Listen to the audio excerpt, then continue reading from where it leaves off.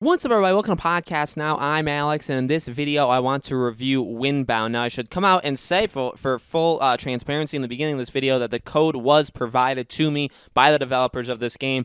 You guys know I've been very high on this game if you guys have seen the channel for an extended period of time. Games like this, Kenna Bridge of Spirits, Everwild. These are kind of games that speak to me. There's no biasness, but I do want to make clear that I have been very high on this game for, honestly, a very long time, and that the code was provided. But with that being said, well, look, the game comes out today. Okay, it's $30. It's basically out on every single platform, which is really awesome. I got the chance to play it, and let me tell you, I think this game works best once you get into it a bit more.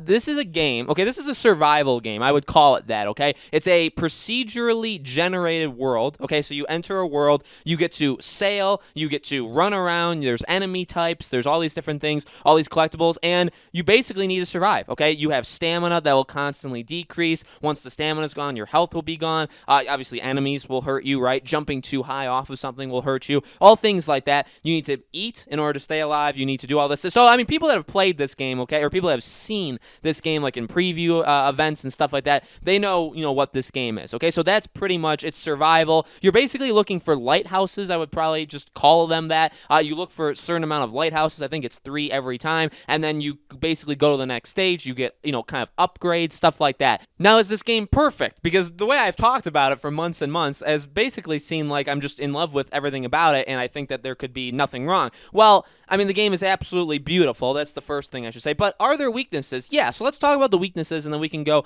more into the positives. So the weaknesses, I would say, and there's a couple. I don't think they're game-breaking. I don't think they changed my overall opinion on this game. But the first thing is the way that the game starts is actually kind of confusing. It literally gives you, I would say, no indication of what to do.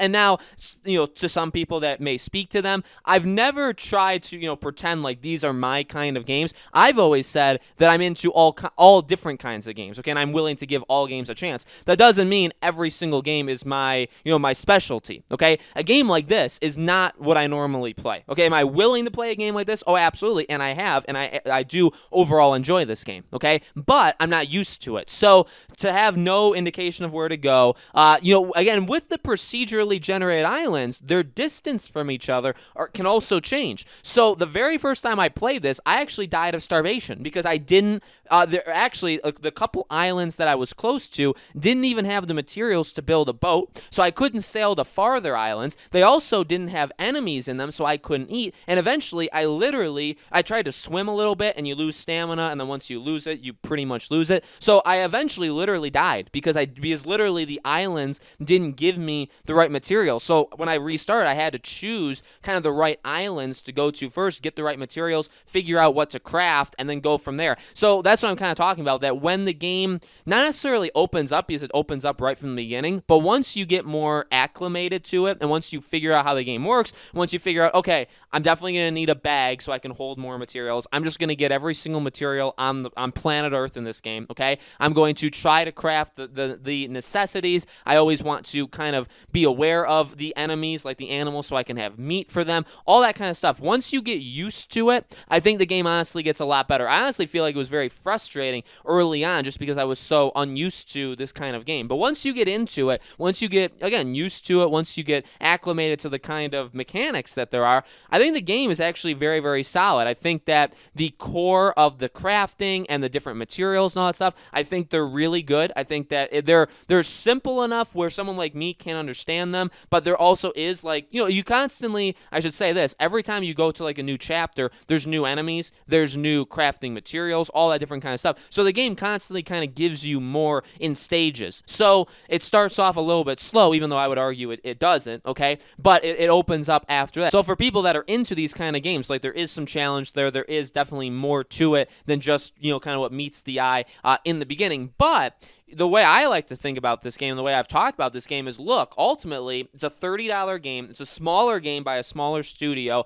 You got to get people that are into this kind of game, but ultimately, in order for this game to be successful, you got to get people, honestly, like me. Like literally someone who maybe caught their eye because of the look. So this game, literally, the reason why I started talking about it, the reason why I started just, like, inadvertently loving it is because of its looks. I'm a sucker for the Breath of the Wild kind of look, for the the rhyme look, for the journey. I mean, pick your kind of game that's like this, right? So that's, again, going in the more positive direction. The way this game looks immediately, to me, speaks to me, okay? You got to get someone like me into this game, someone who doesn't really play these games, but someone who's willing to give it a chance. And I think that's what this game is. It's for people that, well, firstly, are into this survival, kind of like constantly, crafting and getting materials and stuff like that. Like, for people that are into those kind of games, okay? This game, I think, is for you. But also people that maybe are interested in the art style, interested in giving a different kind of game a shot. I think, the game is trying, okay? It's trying to get you. Does it succeed? I mean, obviously, that's up to the person. A couple other negatives is, now I was playing a build that was given to me, I think, like 2 weeks before the game came out, okay? They gave it to me a few weeks ago, and so I don't know if there's going to be like a day one patch or whatever. I actually don't even know if I'm allowed to say these things, but I'm saying it anyway. But there were some things where I got literally like stuck on my canoe, like the game kind of froze where I literally couldn't move. I had to restart the game so I could like kind of appear in a different spot. So there are issues, like there's times where you will get stuck. The game isn't a perfect, physical thing. You know what I mean? The main characters shall sometimes get messy. It won't lock on to enemies all that much. In fact, like if you're trying to knife an enemy, if you don't press L2, and that's on PlayStation, if you don't kind of like lock into your battle stance, it's next to impossible to attack anything in this game. So if you're trying to like sneak up to them, I guess you can, but it's very difficult. And again, if you're trying to like kind of just run in there and stab them and kind of get out, you're not going to be able to do it unless you lock onto them, which basically is kind of like it puts you into like a battle mode. So there's some like weird things that, I mean, ultimately and honestly, I was not expecting some of the things in this game, okay? I really was jumping into it for its looks. I wasn't expecting some of the gameplay mechanics, but look, the game looks absolutely beautiful. The game sounds absolutely beautiful. There's some times where there is no like music or like ambiance to it, but once you actually every single time you get into the water and you start like sailing pretty much, okay? Once the game kind of knows you're in no danger and you're kind of like in an area of your own, it'll start playing music, and the music is absolutely beautiful, okay? Again, the visuals are beautiful. When you go from level to level and like the waves carry you from location to location, I mean, it's like actually silly how amazing it is, okay? I really do love that stuff. That's the kind of stuff that brought me into this game, that got me hooked into this game, and I think that's the stuff that I'm still most in love with after playing this game, okay? So to wrap it up, here's what I'll say, and because I've really honestly always tried to be very upfront with you guys, very transparent with you.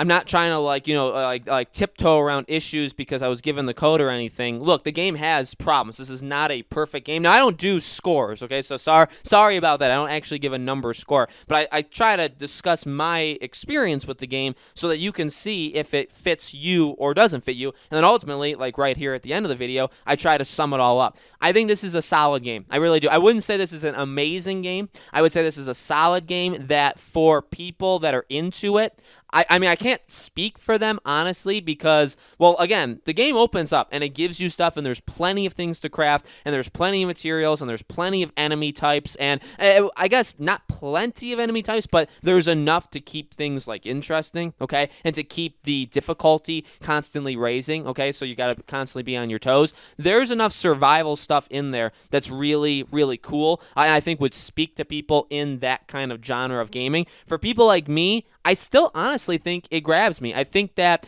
if you honestly wanted to just go through this entire game and not focus too much on the survival stuff, if you wanted to go through it and just look for those lighthouses to just get from one area to one area, just kind of get the stuff that you absolutely need in terms of the crafting and things like that, I think you could do that. In fact, I kind of did that for a little while, okay? So I think if you want to take this game slow and steady and act like it's a full-on survival thing, you absolutely could. And I think if you wanted to take it really fast, just kind of experience what there is, have the visuals, have the sound, I think you can do that too. Okay, I really do. I think that this game has enough. I don't think the island thing is as cool as I maybe thought it was going to be. The islands, all of them kind of look the same. Now, when you go into new areas or when like the next chapter hits, like you will have different terrains. So, I mean, not every single island is the exact same, but when it gives you the whole kind of world that you can sail, a lot of the islands are exactly the same. I mean, obviously there's some slight variations. Some islands have certain materials that others don't. So there are things that switch, but that's something to keep in mind too. This game isn't like literally every single island is some like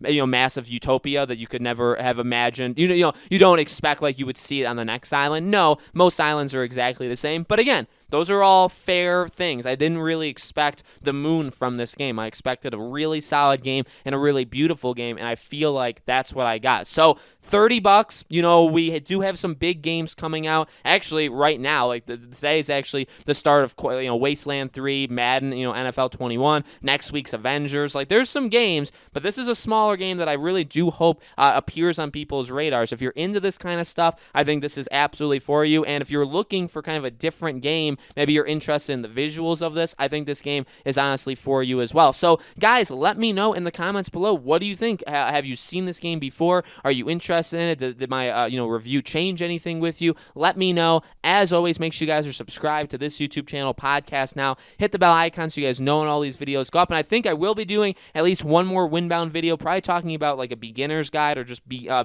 can beginners play this game in general. So I do want to have one more Windbound video for you guys over the weekend, and I hope to see you all there.